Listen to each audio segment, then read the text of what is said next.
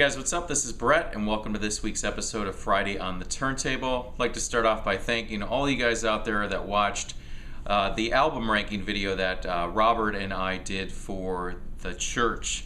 Got a huge response. The band reposted it, Steve Kilby reposted it, and then just the very next day they announced their upcoming album. So I was very excited about that. So thanks again, guys, for watching. So today I'm talking about the Cocteau Twins, their 1990 album, Heaven or Las Vegas. Before we start that, let's talk about a little historical significance and what else was going on musically in the year 1990. Great time period. You had Depeche Mode's Violator. What an album. The Laws, their self-titled and only album. The Sundays, Reading, Writing, and Arithmetic. Beautiful voice of Harriet Wheeler. A band that was, I'd say, heavily influenced in the guitar sound from the Cocteau Twins, and that is Ride. Their debut album, Nowhere, also came out in 1990. And then over to the compact disc, pulled this one out. The Lemonheads, their fourth album, Lovey, which contained that great cover of the Graham Parsons song, Brass Buttons. So that's what's going on. What else is going on in 1990? And that's just 5 of them. The whole year had some spectacular things going on. Unfamiliar with the Cocteau Twins, Scottish band. They put out their first album in 1982, which was called Garlands. Heaven or Las Vegas was their 6th album, depending on how you count it. They had another album that they did, a collaboration with Harold Budd, called The Moon and the Melodies. This was the band's last album on their label 4AD, and if you really want to read a little bit more insight into the history of the band and the making of this album, I did a review on a book called Facing the Other Way, The History of 4AD Records. I did a video review of that. I'm going to have a link down to it below in the channel so you can get that book, because heavily goes very deep under the skin of the 4AD label and a lot of insight in the Cocteau Twins. They ended up doing 2 more albums after this before they disbanded, but this was their final one on 4AD. Scottish group, if I didn't mention that already, a 3-piece. You had Elizabeth Fraser on vocals, Robin Guthrie on guitar, and then Simon Raymond on bass. The band, for the recordings, used a drum machine. What's really unique about Elizabeth Fraser's voice is just the fact that her voice is truly an instrument. Most of the time there were no true lyrics, or no true lyrics, discernible lyrics. Except from this point on, you get some glimpses of some lyrics that you catch here and there, which sound familiar, and then it kind of segues into something you don't fully recognize. But for the most part, her vocal performance was truly an instrument. Beautiful range, lots of layered harmonies. Robin Guthrie's guitar was like this heavily affected wall of sound. You can hear his influence in bands like Ride and Lush, other bands from the shoegaze era.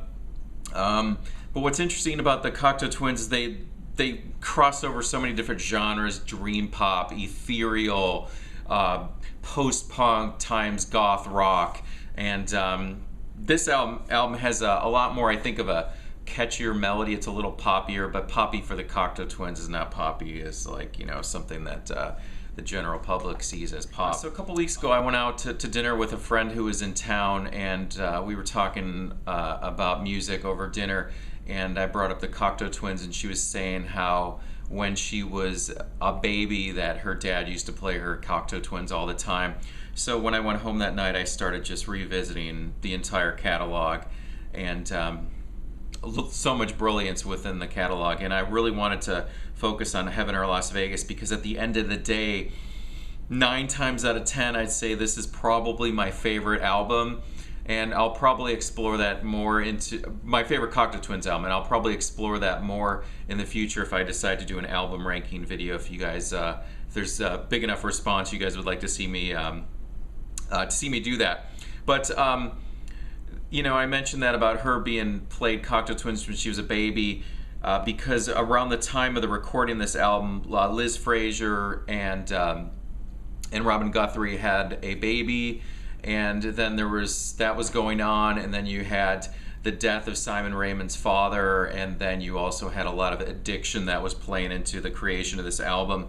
So lots going on, and like I said about that book on 4AD, it really delves into more in the specifics of the turmoil that was going on with birth, death, and all this heavy atmosphere that was weighing on the creation of this album. The album yielded two singles, two official singles, Ice Blink Luck, and the second one was Heaven or Las Vegas.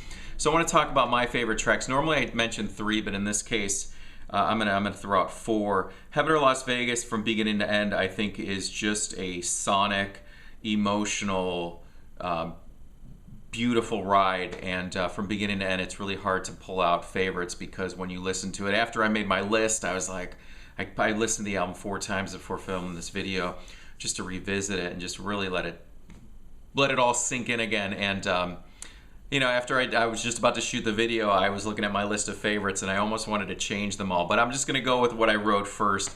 A Cherry Colored Funk, the opening track on this album, excellent, just a great melody. The title track, Heaven or Las Vegas.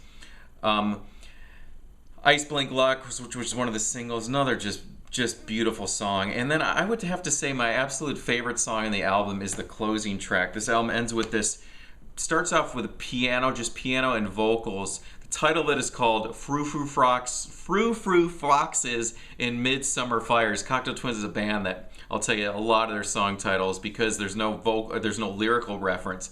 The song titles most of the time are very hard to associate with the song, for me anyways. I don't know if any of you guys feel the same way, but that song starts with a delicate piano with vocals, and then the guitar and the drums kick in, and it just takes it on a whole nother ride. It takes it and it's just emotional. It gives you goosebumps, and it's just a great ending to a beautiful album. So that wraps up this episode, guys. I'm gonna post a link down below where you can check out the album, you can buy it, whatever. And if you're unfamiliar with the Cocteau Twins, I want to recommend one other thing, and that is Elizabeth Fraser performed. The guy who ran 4AD Records, Ivo Watts Russell, he had this musical collective that he put together musicians from all different bands called This Mortal Coil, and I discussed them in that other video. But This Mortal Coil recorded a version of Tim Buckley, Jeff Buckley's father, Song to the Siren, and Elizabeth Fraser's vocal performance on that is just mesmerizing. So I will put a link to that below so you can check it out, but this is the 12-inch single for that. So, and then one other quick thing. So this is the reissue that just came out on 4AD Records. Comes with the download code. I show you the nice inner sleeve here with those just beautiful blues and reds in the colors. So I'll leave it up. I'll leave it right there, guys. Links down below. Thank you for watching, and thank you for subscribing and always being there.